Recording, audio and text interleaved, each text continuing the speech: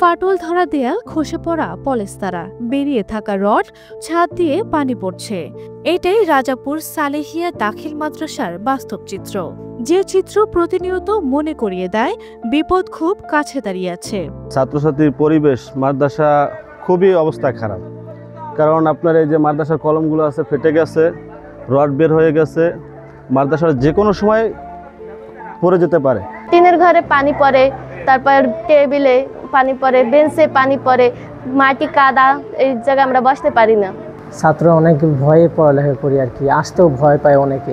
আমরা এই অবস্থায় ক্লাস করতে পারতেছি না। আমাদের মাদ্রাসা একটা ভবন আছে, তা 3টা ক্লাস চলে, কিন্তু মাদ্রাসা বর্ষা হলে অনেক কষ্ট হয় আমাদের।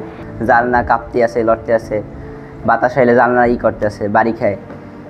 বৃষ্টি হইলে ছাদ থেকে পানি পড়তে আছে, এমন আছে শ্যাওলা পড়ে গেছে ইতে বারান্দায়। বর্ষার দিনে ছাদ দিয়ে চুয়ে পানি পড়ে, ভিজে যায় বই খাতা।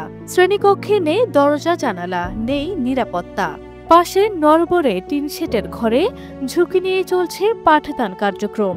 দীর্ঘ 5 বছর ধরে এই মাদ্রাসায় চাকরি করে আসি, কিন্তু ভয়ভীতির ভিতরেই থাকি। মাদ্রাসায় কোথাও ফাটল ধরছে, দরজা নাই, জ্বালানা নাই, ভয় ভিতরে থাকি। বৃষ্টি হলে পানি পড়ে, হয়তোবা ভূমিকম্প হলে কেন ধসে পড়ে যায়, ছাত্রছাত্রীরা আয় না, আমরা সবসময় ভয়ের মধ্যে থাকি। শিক্ষার্থীদের নিয়ে যখন আমি ক্লাসে বসি, শিক্ষার্থীরা আমাকে বলে স্যার পানি পড়ে, ভবনের দিকে তাকায় বলে যে স্যার ভবন ফাটা। তো তখন আমি তাদেরকে যে সান্ত্বনা দিব, এই ধরনের কোনো শব্দ বাংলা ভাষার শব্দ ভাণ্ডারে খুঁজে পাই না। এটা একটা শিক্ষকের জন্য লজ্জাজনক যে ছাত্রদের কাছে আমার মাথা নিচু হতে হয়, যে তাদের আমি আবাসন সুবিধা দিতে পারি না, তারা বসতে পারে না। জানা যায় 1985 সালে প্রতিষ্ঠিত এই মাদ্রাসায় বছরের পর বছর কোনো উন্নতি হয়নি, অথচ 2023 সালে নির্মিত একতলা ভবনটিও আজ জীর্ণশীর্ণ। দেয়ালগুলো যেন বলে অবহেলার গল্প।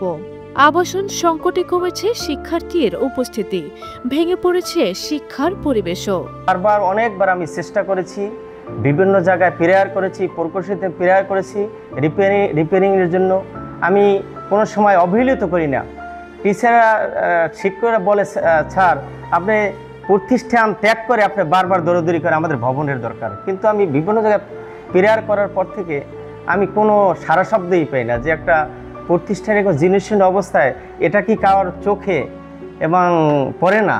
তবে শিক্ষা প্রকৌশল অধিদপ্তরের দাবি, নতুন ভবনের তালিকা ইতোমধ্যেই মন্ত্রণালয়ে পাঠানো হয়েছে, অনুমোদন মিললেই কাজ শুরু হবে। আমাদের ডিপার্টমেন্টের চিফ ইঞ্জিনিয়ার স্যারের কাছে পাঠিয়েছি, এখন ওখান থেকে মিনিস্ট্রিতে গেলে, মিনিস্ট্রি থেকে পাস হয়ে আসলে দেন আমরা আবার চিফ ইঞ্জিনিয়ার হয়ে আমাদের কাছে আসবে, ঠিক আছে, তখনও জানতে পারবো, ঠিক আছে। এখন এটা তো একটা তো অনেকই আছে, তো এই হচ্ছে অবস্থা। ভাঙা ভবনের ভেতরে প্রতিদিন শিক্ষার্থীদের ঝুঁকি নিয়েই ক্লাস করতে হয়। অভিভাবক, শিক্ষক আর শিক্ষার্থীদের একটাই দাবি, দ্রুত একটি নতুন ভবন নির্মাণ হোক, যেন নিরাপদ পরিবেশে পড়াশোনা করতে পারে কোমলমতি এই শিক্ষার্থীরা।